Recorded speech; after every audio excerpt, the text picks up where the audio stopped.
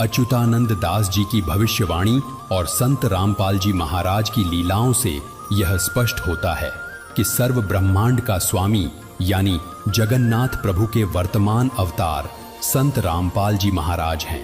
अनंत कोटि ब्रह्मांड का एक रति नहीं भार, सतगुरु पुरुष कबीर है कुल के सृजनहार।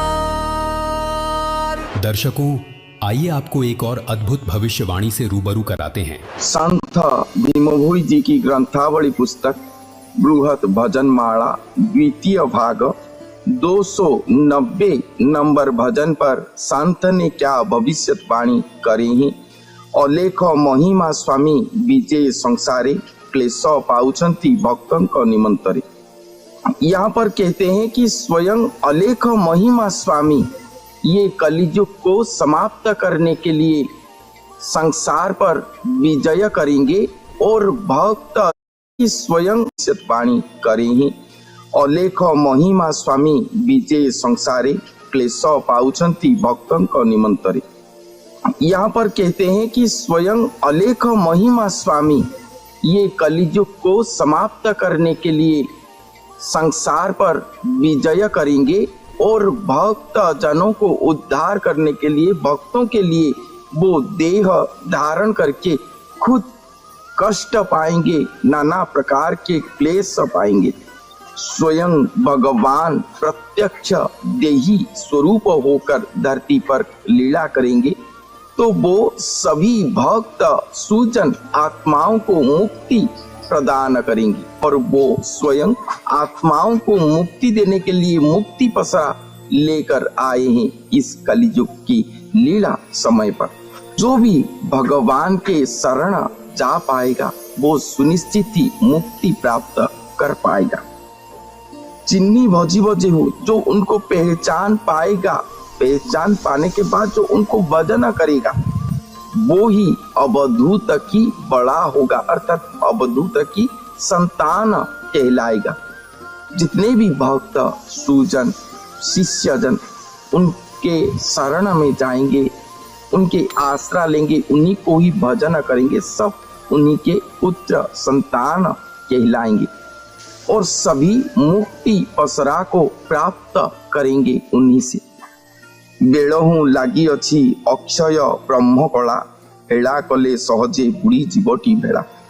समय से पहले ही वो अवधूत के साथ स्वयं अलेख भगवान के जो अक्षय ब्रह्म कला है वो युक्त हुआ है। ये अक्षय ब्रह्म कला उनके साथ युक्त होकर रही है। ये समय से पहले हुआ है। उसके बाद भगवान अपना प्रत्यक्ष दर्शन लीला रचना करेंगे, सभी को अपना परिचय देंगे कि वो कौन है, कहाँ पर है, कौन से नर देह को धारण करके धरती पर विराजमान। उसके बाद भी जो उन्हें भजन नहीं करेगा उससे बड़ा अभागा इस संसार पर कोई नहीं है। मानो जैसे उसका पूर्व जन्म का स्वीकृति ही नहीं है। ऐसे अहोभाग्य इस कलियुग की अंतिम लीला समय पर दिखाई देगा। इसलिए कहा गया है कि मुक्ति पसरा को भगवान खुद लेकर आए हैं, सभी के सामने खुला करके रखे हैं, मुक्ति द्वार खुला करके रखे। जो भी आएगा उसे वो मुक्ति देंगे। दर्शकों, आज हम सभी के सामने प्रत्यक्ष है कि संत रामपाल जी महाराज दुनिया के उद्धार के लिए कष्ट पर कष्ट उठा रहे हैं। पहले 21 महीने जेल का कष्ट उठाया और अब बीते 11 साल से पुनः जेल का कष्ट उठा रहे हैं, जिसमें उनका अपना कोई स्वार्थ नहीं है, बल्कि सत भक्ति देकर भक्त समाज का उद्धार करने का ही परमार्थ है। फिर भविष्यवाणी में कहा गया है कि कलयुग में चारों युगों की भक्त आत्मा जन्म लेंगी और जो भक्त भगवान की शरण में जाएंगे उनकी मुक्ति होगी। संत रामपाल जी महाराज ने अपने सत्संगों में बताया है कि जो भक्त आत्माएं पहले के समय में भगवान की शरण में थीं, सर्वप्रथम वे ही शरण में आएंगी और इस बार उनका मोक्ष निश्चित है। सुनिए संत रामपाल जी महाराज का यह अनमोल सत्संग। जो जन मेरी शरण है ताका हूँ मैं दास, और गेल गेल लग गया फिर जब लग धरती आकाश। अब परमात्मा की शरण में आप कभी कौन से युग में आए थे और लेकिन पार नहीं होते, बालक हो थोड़ा सा सुख, क्योंकि ये भगवान सुख दे ही देगा आपको, ये सुख का सागर है।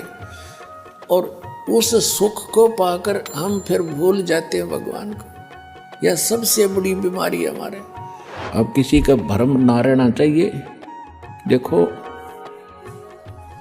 एक 1000 का नोट है, उस पर लिखा है कि मैं धारक को 1000 रुपये देने का वायदा करता हूं। दास पे लिखा नहीं है, दास बोल सकता है कि मैं उपासक को सर्व सुख और पूरा कंप्लीट मोक्ष देने का वायदा करता हूं जो नियम रहोगे। साथ ही संत रामपाल जी महाराज ने कबीर सागर के अध्याय स्वसंवेद बोध के पेज 171 से स्पष्ट किया है कि कबीर परमात्मा ने 600 वर्ष पूर्व ही अपने शिष्य संत धर्मदास जी को बताया था कि जब कलयुग के 5505 वर्ष बीत जाएंगे तब इस संसार का तारणहार महापुरुष आएगा जो स्वयं समर्थ सत्य कबीर अर्थात अविनाशी परमात्मा होगा। उसके दिए तत्व ज्ञान से समाज से सभी बुराइयां समाप्त होंगी, जिससे सभी सुखी होंगे और सतनाम के सहारे सभी सतलोक अर्थात मोक्ष को प्राप्त करेंगे। इससे यह बात स्वसिद्ध होती है कि संत भीम भोई जी की भविष्यवाणी संत रामपाल जी महाराज पर सटीक बैठ रही है, क्योंकि पूर्ण परमात्मा कबीर जी आज स्वयं संत रामपाल जी महाराज के रूप में नर देह में विराजमान हैं, जिन्होंने अन्नपूर्णा मुहिम के द्वारा कलयुग में सतयुग की शुरुआत कर दी है।